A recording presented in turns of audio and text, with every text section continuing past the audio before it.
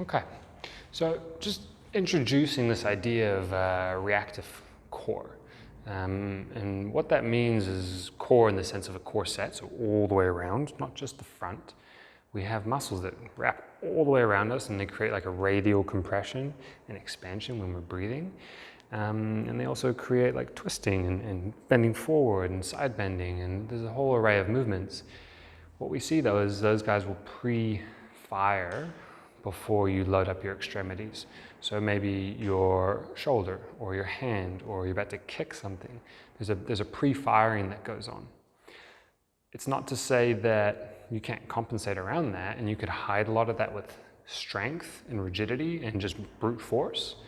But if you're looking for a bit more of the fine-tuned motor control, which then provides an ease of movement, as you have a larger coordinated effort and each piece kind of does a little bit less work for the greater sum, this is a nice way to start introducing that.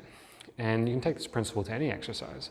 For example, we had someone lately who was struggling a bit with lunges and breathing. And what they needed was their tummy to just fire a bit. They're like, well, I can do it when I've got the TRX, but they couldn't do it on their own. They couldn't create that tension on their own. So we introduced this band, and the band was held in the hand and it was anchored behind them. So that band's pulling them backwards.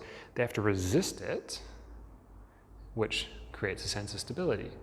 And stability in the sense that you can control a range, not a rigidity. So with that band, she was then able to breathe as she went up and down and could do the lunges without losing her balance. And over time, we remove that band and then they can generate that themselves. So like any exercise, always good to check on the ground first if you can do something.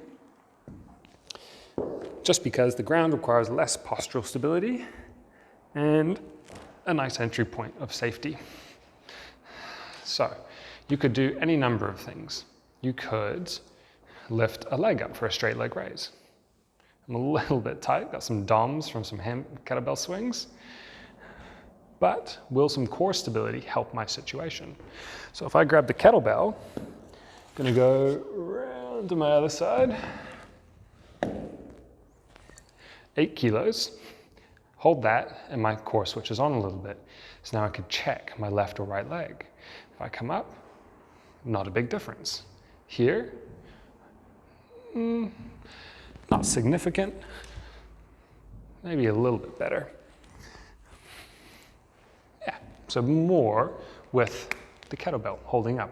That core firing gives me a better foundation, a better stable platform to then move my leg on. You could be doing things like dead bugs, up like this. Maybe you find that your back is sore whenever you do dead bugs. So hold a little counterweight, and now my core switches on, particularly if that weight starts to go behind me. So just a little bit there, and I can move in and out of this zone.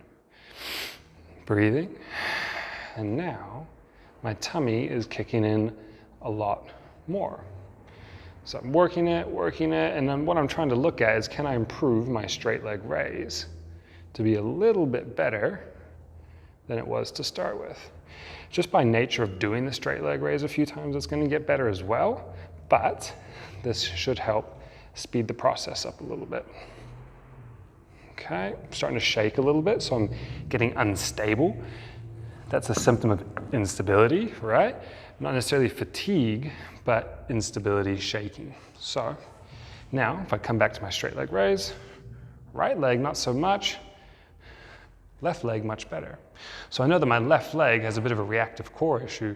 My right leg probably is just a DOM situation, a little bit tired, a little bit sore, and maybe that would improve from some more local work, maybe like a hamstring stretch, or something activating the other side a little bit.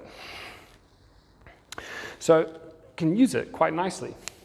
Some other ideas would be balance.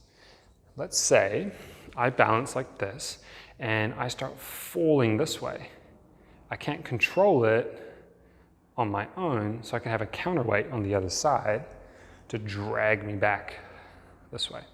And now I'm centered. Alternatively, I could be falling this way. I need a counterweight on this side. and now I'm centered. The exercise there would be to then remove the help of the weight so that you can start to generate that yourself. You could, if you want, go past that as well. And if I was falling this way to begin with, and I trained myself so that I could now hold myself on my own, and I wanted to challenge this side more, now I come onto this side and I'm challenging this to keep me stable and hold me upright. So instead of having it over here to help, I've reduced the weight so that I don't need it, and then I challenge myself with a little more weight on this side. So, play around with those a little bit. Can be any position. Look to see if weight helps you do the movement that you feel unstable with. And if it does, then you know that maybe you've just got some reactive core stuff, or maybe some reactive joint stability stuff at your big shoulder and hip joints. And these can provide just a little bit of an entry point to start training a movement, and then eventually reduce the assistance, and then challenge yourself with either speed or weight, and see how they come along.